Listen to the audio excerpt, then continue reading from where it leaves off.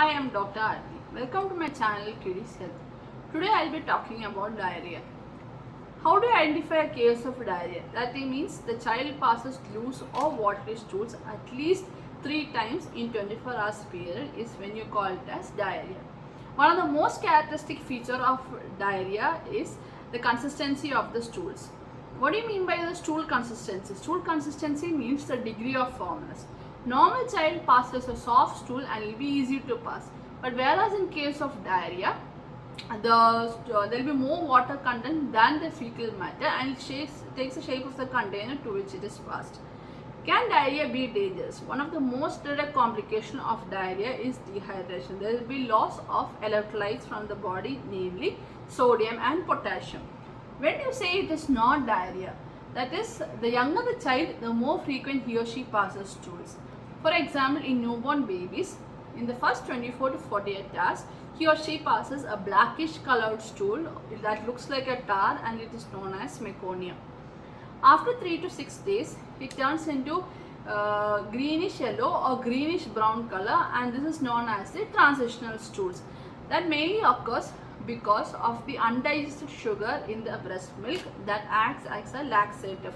It also means that the mother has enough and more breast milk and it helps to clear jaundice in the first week of life. During the first 2 to 3 months, the baby passes stools as soon as he takes in food.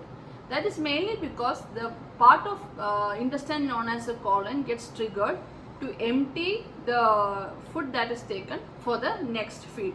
This should not be taken as diarrhea if the child is active and the child is feeding well. If there is frequent passage of formed stools, also it is not diarrhea.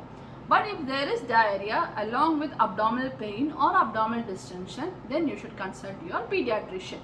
So what are causes of diarrhea? The main causes of diarrhea is lack in sanitation and hygiene, improper waste disposal, that is diaper disposal, then not washing your hands before preparing the food or feeding the baby, then leaving the cooked food uncovered, then using the unwashed or unclean utensils are one of the most frequent causes of diarrhea. Also, if you introduce a semi-solid feed before 6 months of age, also there is an increased risk of diarrhea. Most of the mothers nowadays have doubt like what fluid can be given to the child. You can give any of the home-based fluids that is readily available. That is ORS is one of the main and one of the most important life-saving solution because it contains glucose and electrolytes in a specific ratio. So you should give your child plenty of fluids during the period of diarrhea, and this ORS should be replaced after an episode of vomiting or diarrhea so that you will restore the fluid that is being lost during a period of vomiting or diarrhea. How do you prepare ORS?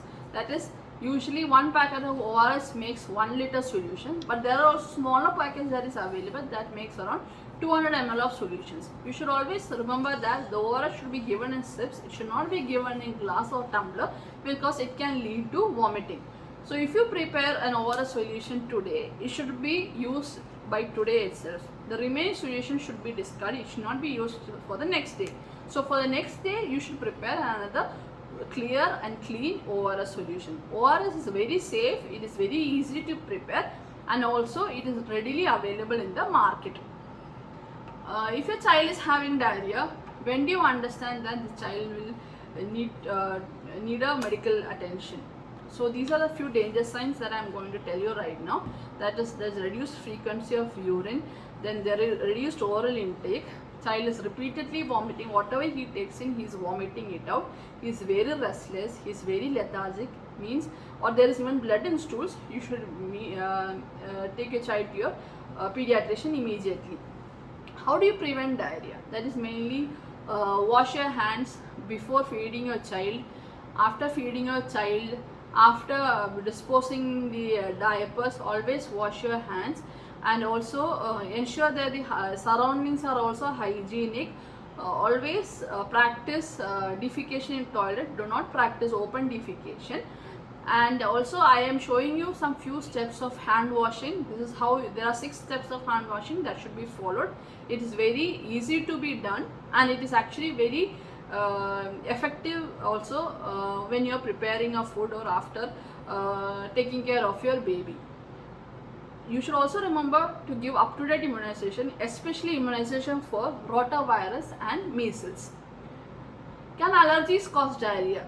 Yes, allergies can cause prolonged diarrhea. For example, if a child is having lactose intolerance, or if there is any allergies to cow milk, soya milk, or seafood, eggs, or can all cause prolonged diarrhea.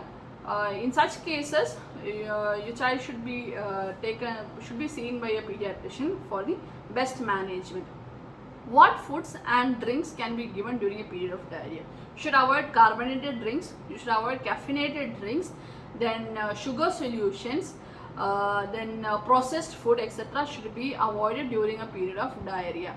One of the most nutritional consequences of diarrhea is malnutrition. So you should not stop breastfeeding, you should continue breastfeeding. You can also give milk to your child during a period of diarrhea. Coming to the last part of my talk, what to be done and what not to be done during a period of diarrhea.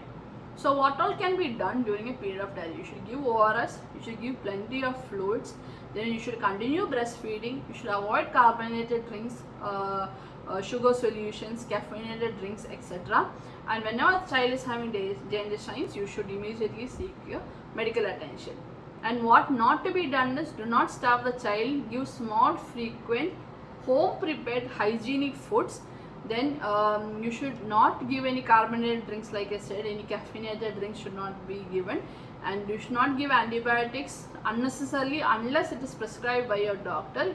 Give ORS, give plenty of fluids, do not stop breastfeeding or milk introduction also.